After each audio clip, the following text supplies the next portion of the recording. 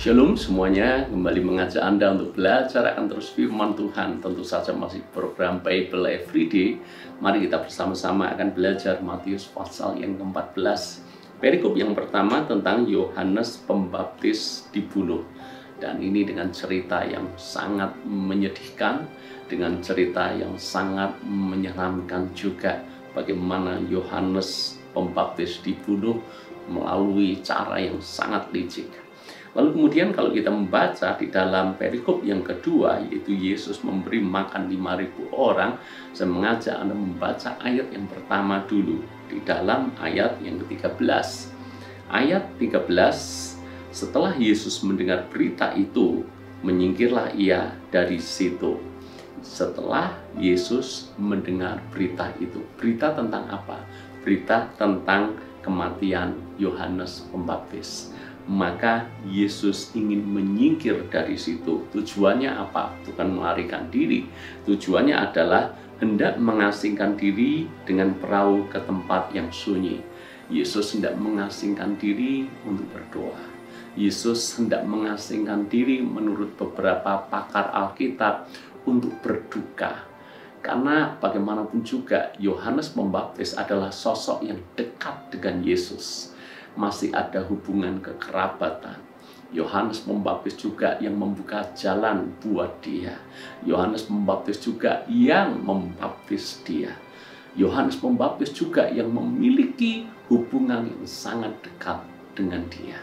Itu sebabnya Yesus ingin menyingkir, mengambil waktu dalam kesendirian untuk berduka. Namun sekarang lihat, tetapi orang banyak mendengarnya dan mengikuti dia dengan mengambil jalan darat dari kota-kota mereka. Ketika Yesus mendarat, yang melihat orang banyak yang besar jumlahnya, maka tergeraklah hatinya oleh belas kasihan kepada mereka, dan ia menyembuhkan mereka yang sakit. Yesus sebetulnya secara tidak langsung ingin rehat sejenak dari pelayanannya, menyingkir ke tempat yang sunyi untuk berdoa dan berduka.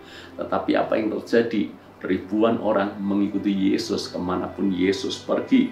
Bahkan ada yang mengambil jalan darat mereka dari kota-kota masing-masing. Sehingga ketika melihat orang banyak itu mencari dia, Alkitab menulis hati Yesus tergerak dengan belas kasihan. Maka ia urung menyingkir, ia tidak jadi berduka, tetapi ia justru melayani mereka, mengajar mereka kembali, dan menyembuhkan mereka yang sakit. Bahkan memberikan roti buat mereka, sehingga kita tahu terjadilah mujizat 5 roti 2 ikan, cukup untuk 5.000 orang, sisa 12 keranjang. Apa yang kita bisa pelajari dari hal ini? Yesus sebetulnya punya hak untuk dia sendiri. Tapi begitu melihat orang banyak mencarinya, membutuhkan pertolongannya, hati Yesus tergerak dengan belas kasihan. Sehingga dia harus menekan egonya. Sehingga dia harus mengurungkan waktunya untuk sendiri. Dan dia memilih untuk melayani orang banyak pada saat itu. Kita belajar bahwa ternyata kepentingan orang banyak harusnya lebih didahulukan daripada kepentingan kita sendiri. Saya yakin Yesus punya hak untuk dia menolak orang banyak itu. Saya yakin Yesus punya alasan untuk dia pergi sendiri dan tidak mau tahu dengan ribuan orang yang mencari dan mengikutinya. Tapi Yesus adalah sosok yang luar biasa. Dia rela mengosongkan dirinya benar-benar. Dia melayani mereka lebih dulu, melayani orang banyak ini lebih dulu. Baru kemudian di dalam versi yang lain, kita tahu bahwa setelah melayani ribuan orang ini, Yesus menyuruh murid-muridnya untuk pergi ke seberang, sementara dia berdoa seorang diri, mengambil waktu dalam kesendiriannya.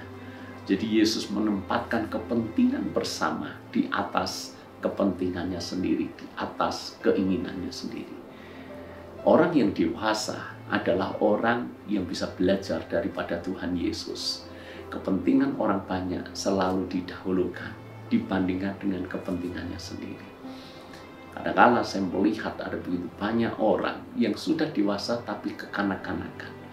Bagaimana hal itu terlihat? Ketika dia memaksakan kepentingannya sendiri di atas kepentingan orang banyak.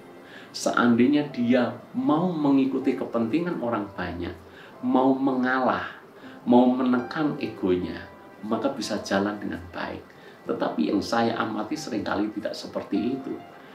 Mereka yang menjadi kepentingan orang banyak harus menyesuaikan dengan kepentingannya sendiri.